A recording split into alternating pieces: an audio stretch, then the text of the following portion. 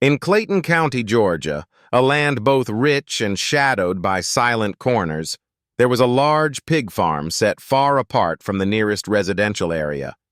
To reach this farm, one had to pass through endless peanut fields before turning onto a narrow red dirt road, muddy and treacherous in the rain, dusty and suffocating in the sun. The farm sat quietly amid fruit orchards and small creeks, almost cut off from the outside world.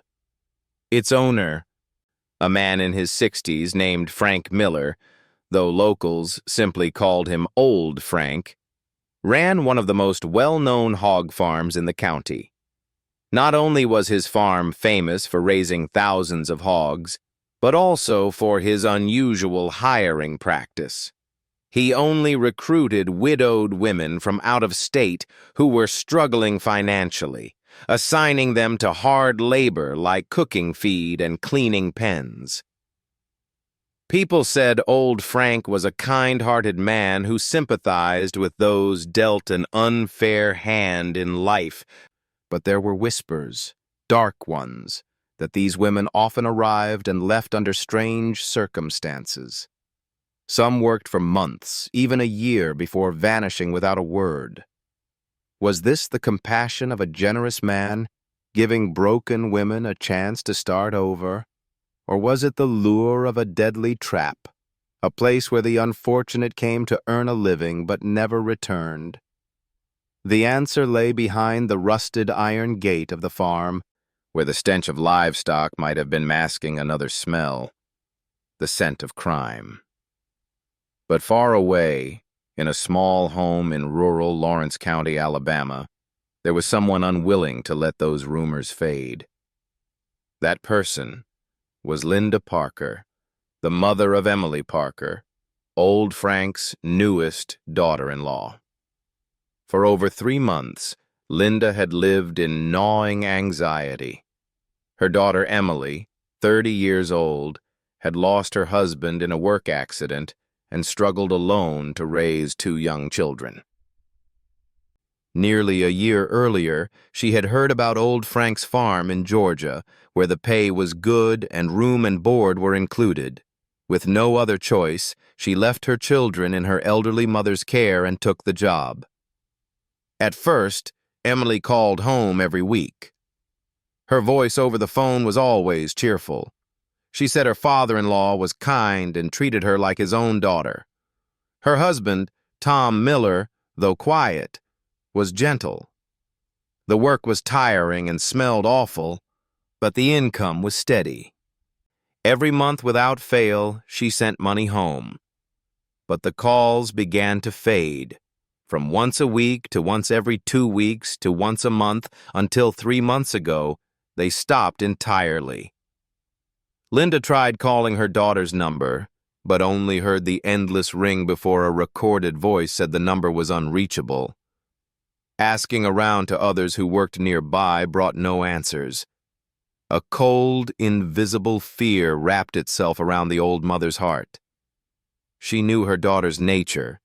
Emily was responsible, deeply devoted to her children. There was no way she would leave without a word to her mother or her little ones who were waiting every day for her return. Night after night, Linda lay awake, haunted by images of her daughter in her dreams. Unable to wait any longer, she decided to search for Emily herself. Packing a few old clothes, leaving her grandchildren in the care of a kind neighbor, she boarded the earliest bus to Georgia. The trip was long and exhausting. Upon reaching Clayton County, she asked for directions, then hired a motorbike taxi to travel down the dirt road to Old Frank's farm. Standing before the rusted gate, staring into the wide, silent property, where only the squeals of hogs and the overpowering stench of manure filled the air, Linda's heart grew heavier. She called out for some time before Old Frank emerged from the house. His face was that of a simple, gentle farmer. Seeing her, he looked surprised. "I'm Linda Parker," she said, her voice trembling. "I'm Emily's mother, your daughter-in-law's mother. I came from Alabama to see her." At this, old Frank's expression shifted. He looked apologetic, even uncomfortable. "My goodness, you came all this way without telling us. She's not here anymore, ma'am." "What? Where did she go?" Linda froze.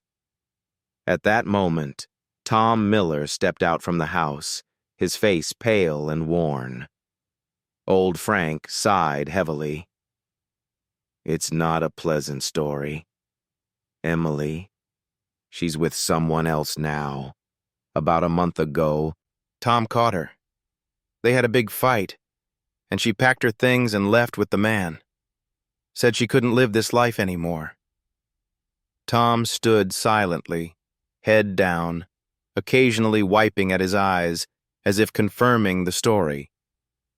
Linda's ears rang. She could not believe it. Her daughter was not that kind of person. She searched old Frank's eyes for any sign of deceit, but they were steady, his voice sincere.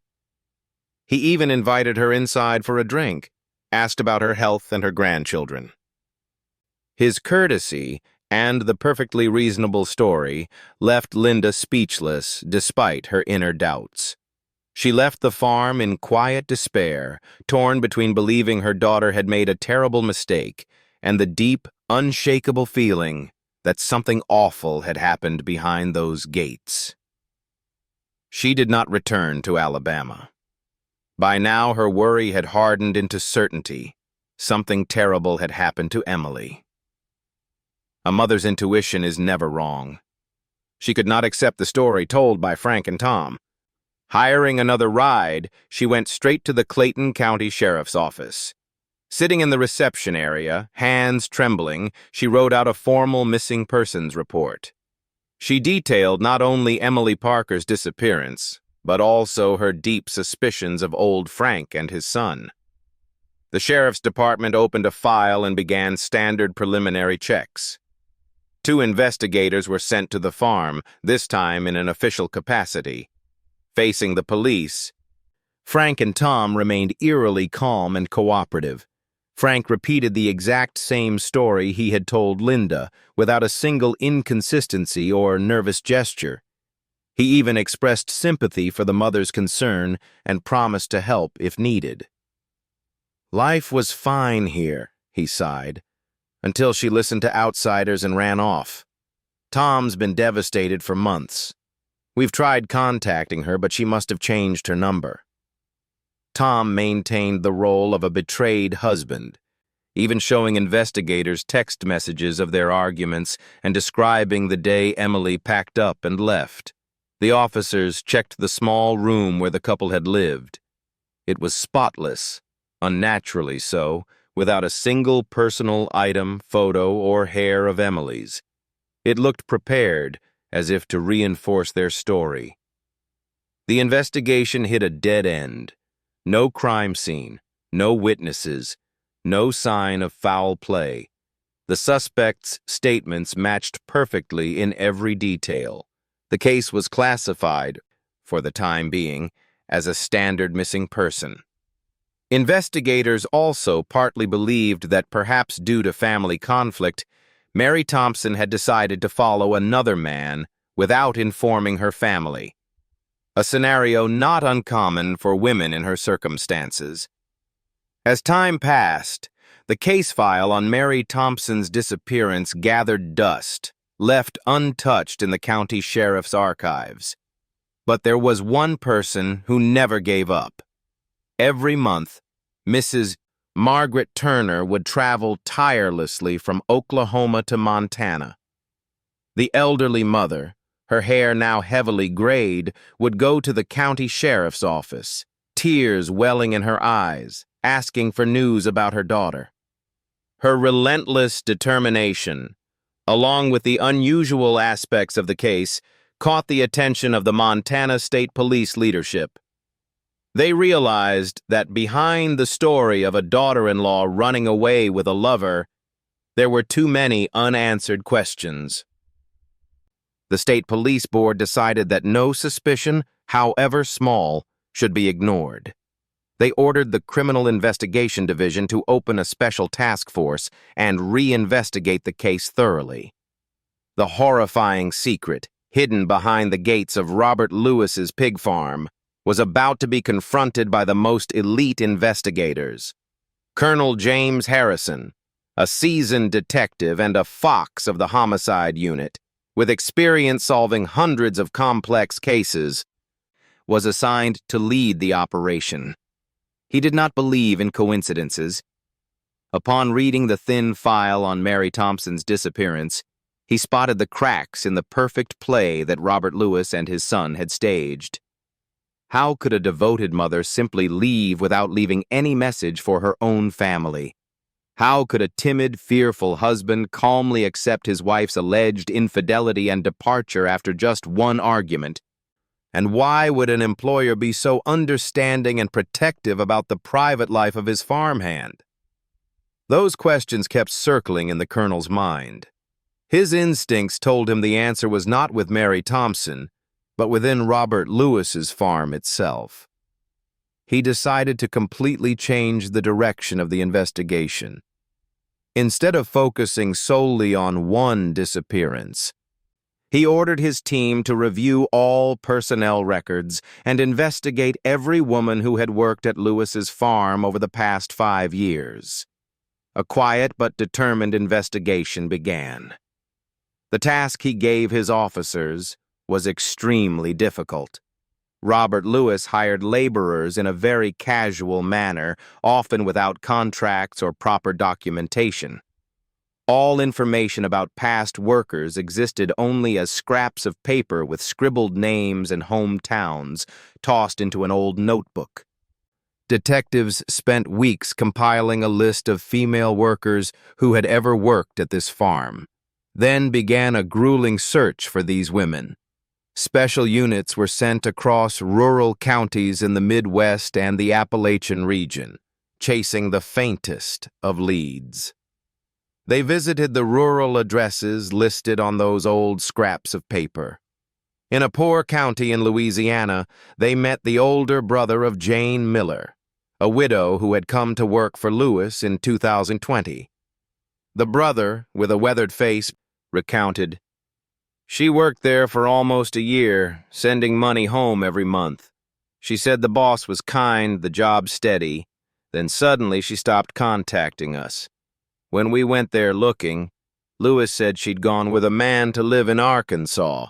We believed him. She was still young, and we hoped she'd found someone to rely on. But since then, nothing." This story was eerily similar to the one Lewis told Mary Thompson's mother in Wyoming. The story of Sarah Lee, a Native American woman, was the same. Sarah's mother said her daughter lost contact about 8 months after starting work at the pig farm. When she called to ask, Lewis claimed Sarah had returned to New Mexico to be with her late husband's family because someone there was gravely ill. The lie was tailored perfectly to fit each victim's circumstances. In other cases, one woman was said to have won the lottery and disappeared. Another was said to have gone overseas for work. Yet another allegedly reunited with her ex-husband. 6 women, plus Mary Thompson, made 7. They all shared the same traits: widowed, in difficult financial situations, from distant rural areas, and all had worked for Robert Lewis. Each had worked there for a few months to a year before allegedly quitting to start a new life for various reasons, then vanished without a trace. Their families, living far away and trusting the kind boss's words, or simply too burdened by hardship, never pursued missing person reports aggressively. In the task force meeting room, Colonel James Harrison placed 7 photographs of 7 women on the whiteboard.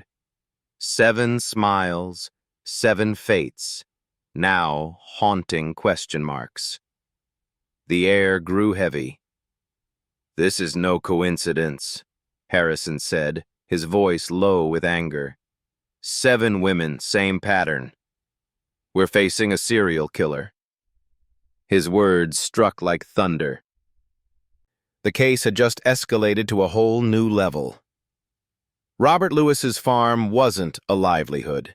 It was a death trap, a lair of evil, and very likely a mass grave. But one question remained, gnawing at all investigators. Where were the bodies? Without them, convicting a cunning man like Robert Lewis was nearly impossible. He could easily deny everything, claiming it was all coincidence, that he couldn't control the personal lives of his workers. The task force was facing a wall of silence, a near-perfect crime, with no witnesses, no crime scene, and no victims' remains. Even with evidence of multiple disappearances and suspicious financial patterns, they knew that without bodies or direct physical proof, charging Lewis with murder would be extremely difficult. He could always claim he didn't know where they went after quitting.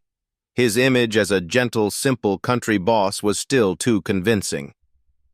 Colonel Harrison knew that to break this case, they couldn't just investigate from the outside. They needed a breakthrough from within the lion's den.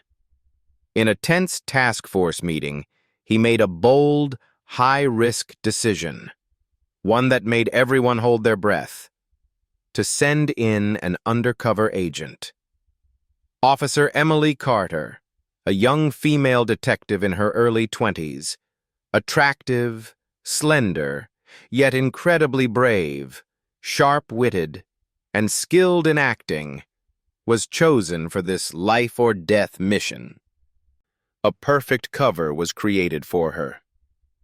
Emily would play the role of a woman named Mary, originally from Oklahoma, a widow after a fishing accident, forced to raise her elderly mother and young child alone, living in extreme hardship. She heard about the kindness of the pig farm owner Robert Lewis and came to seek employment.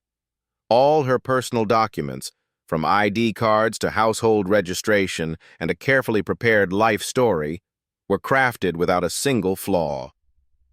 Other police officers were planted in Oklahoma, posing as Mary's mother and child, ready to confirm information if Lewis sent anyone to check. Emily, playing Mary, wore simple clothes, with a modest face but eyes revealing deep sorrow and resilience, arrived at Lewis's pig farm. As predicted, when seeing a young, beautiful woman in such a difficult situation, Robert Lewis showed great interest.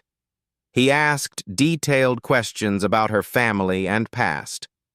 Emily, following the prepared script, told her story emotionally, even shedding tears.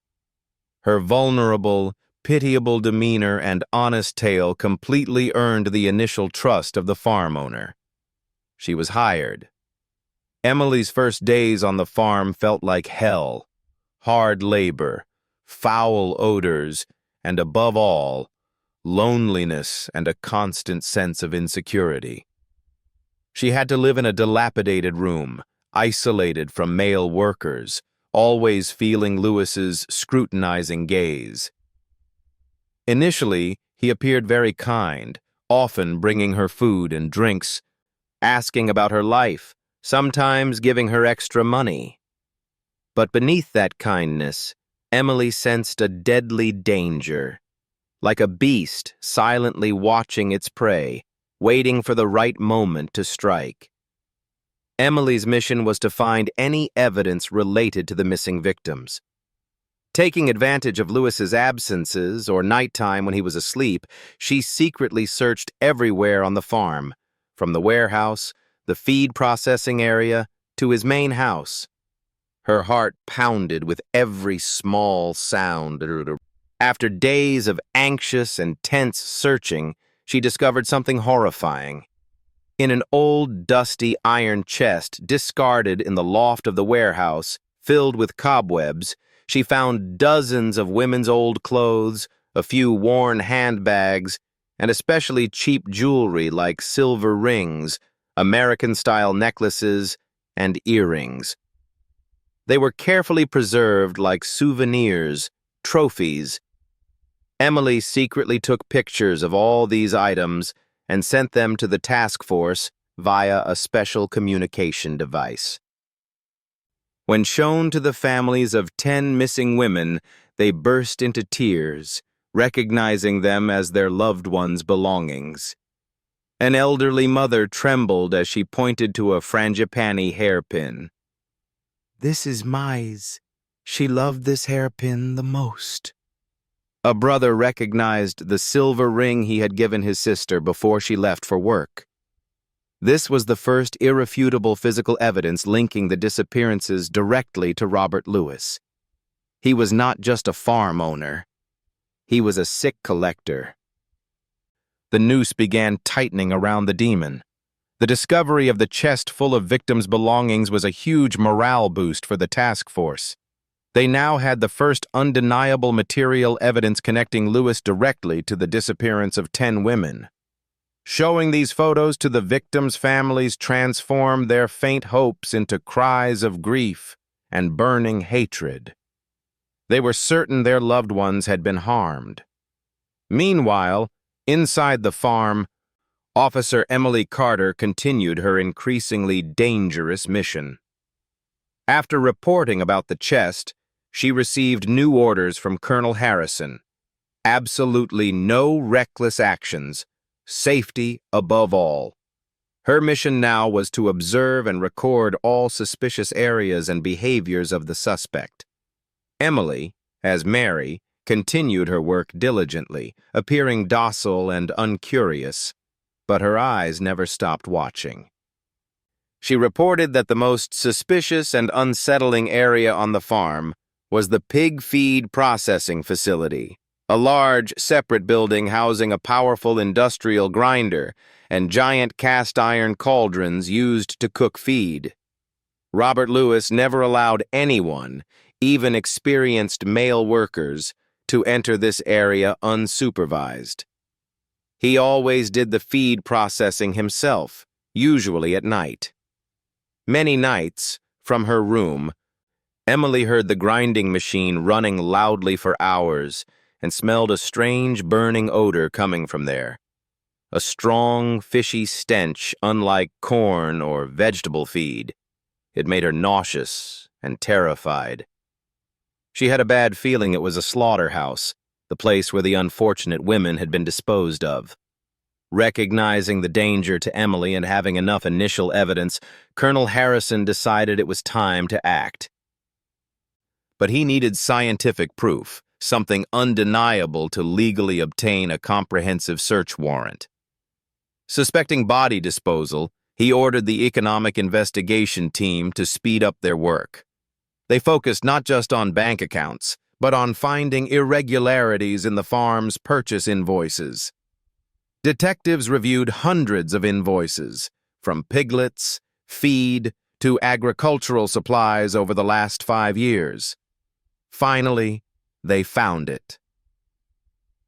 Scrutinizing invoices from industrial chemical suppliers in neighboring states, they uncovered a horrifying truth.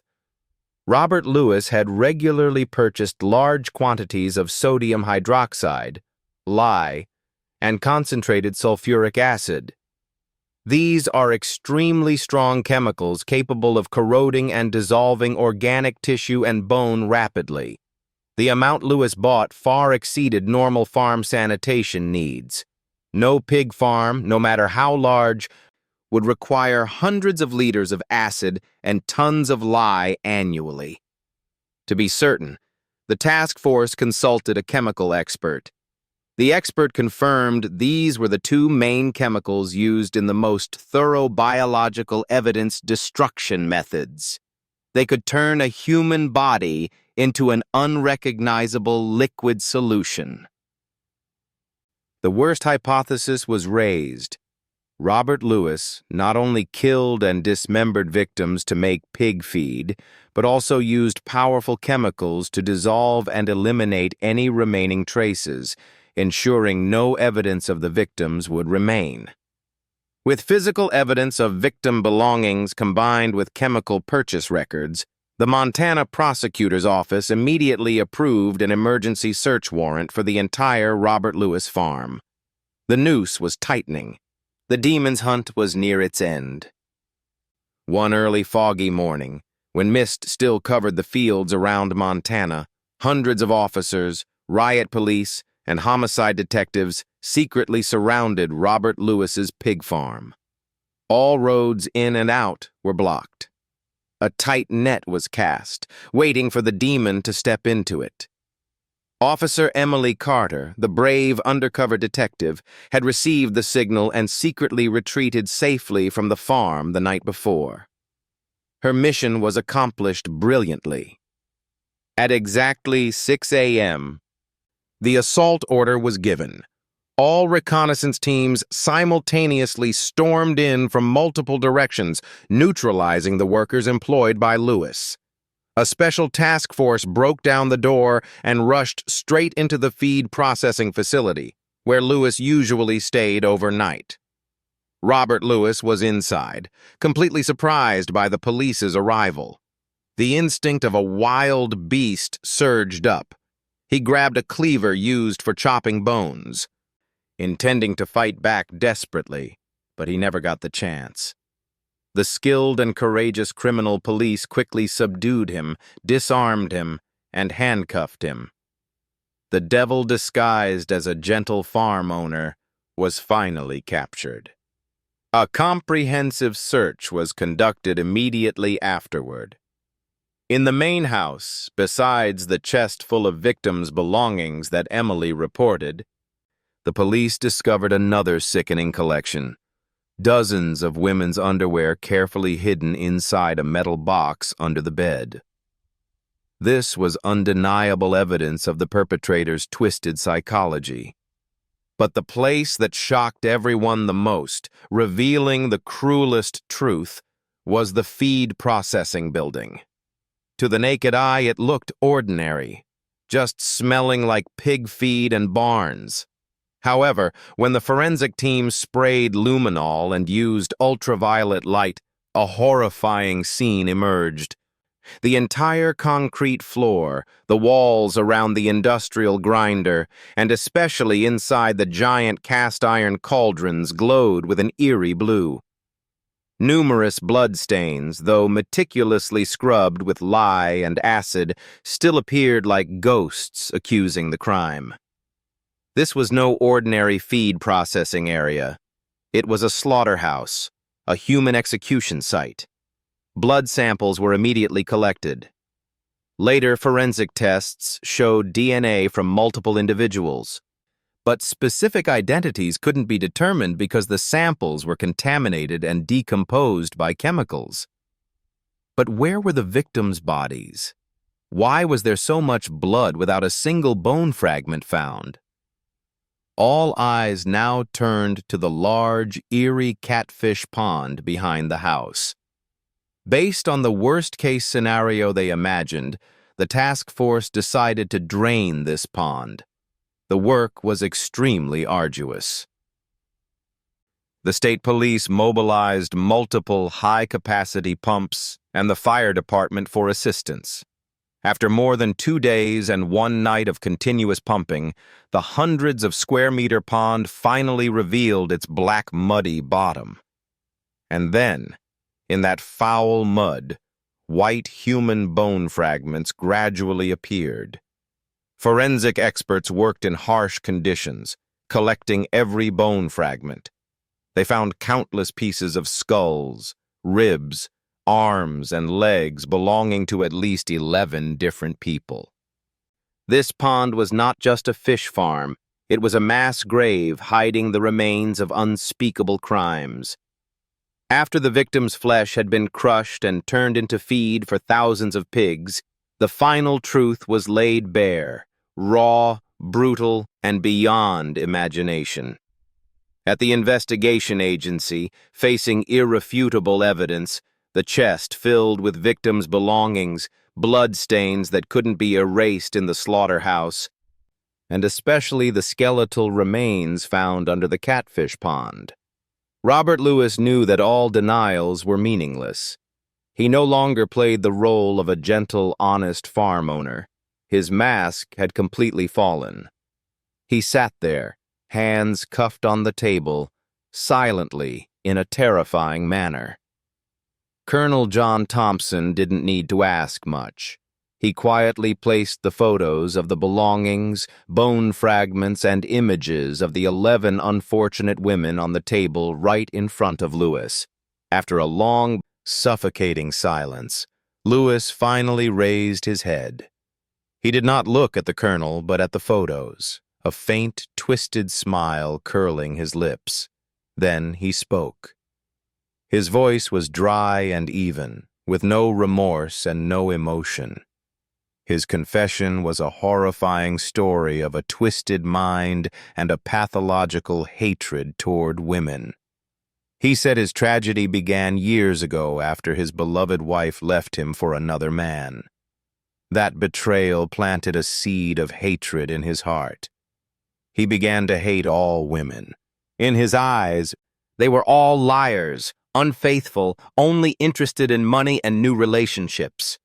He developed a sick desire for revenge, a revenge targeting women in circumstances similar to his ex-wife's.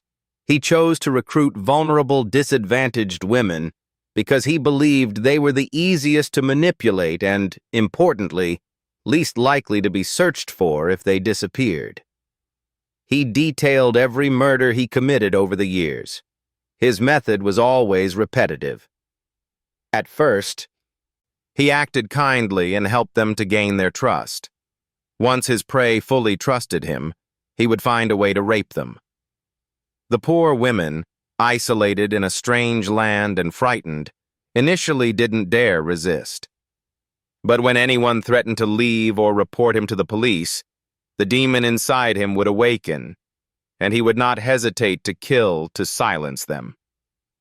"They came here to exploit me," Lewis said calmly. "So I had to show them the price of betrayal." He admitted that after killing the victims, he brought their bodies to the feed processing building. There, in his private slaughterhouse, he used pig butchering tools to dismember them. He paused briefly, as if savoring the horror in his own words. "I put their flesh into the industrial grinder, crushed it with vegetables, then cooked it into feed for my thousands of pigs. As for the bones," he continued coldly, "after boiling and chemically cleaning all traces, I put them into sacks and dumped them into the catfish pond to dispose of the evidence." He believed it was the perfect way to destroy evidence, a sick cycle he created himself. Those he considered freeloaders had ultimately become food and would never leave a trace. Robert Lewis's chilling confession closed one of the most barbaric and shocking cases in northern U.S. crime history. With undeniable evidence and the killer's confession, the investigation police completed the case file and transferred it to the prosecutor's office in court. At the subsequent trial, before the judge, Robert Lewis no longer maintained the appearance of a gentle, honest farmer. The true face of a cold, remorseless demon fully emerged, indifferent to the horrific crimes he committed. The Dong Thap State Court, after thoroughly reviewing the case, ruled that the defendant's actions were especially serious, involving multiple murders with barbaric, calculated cruelty, making rehabilitation impossible. They sentenced Robert Lewis to the highest penalty, death. Justice was served for the 11 innocent souls. But this case left an everlasting lesson on vigilance. It showed that evil is sometimes not far away. It can hide behind the most ordinary, gentle masks. A kind farm owner, a simple farmer, could be a demon with a pathological hatred and inhuman acts. The case also proved the determination, intelligence, and relentless spirit of the public security forces. From a tearful report of a mother, from tireless perseverance, they followed the faintest traces, bravely faced danger to bring the demon out of the shadows, restoring justice for the deceased and peace for society. And if you lived near Robert Lewis's farm, would you recognize the unusual signs from rumors about the female workers coming and going? What's the biggest lesson about vigilance you learned from this story? Leave a comment to share experiences because sometimes our small attention can save a life.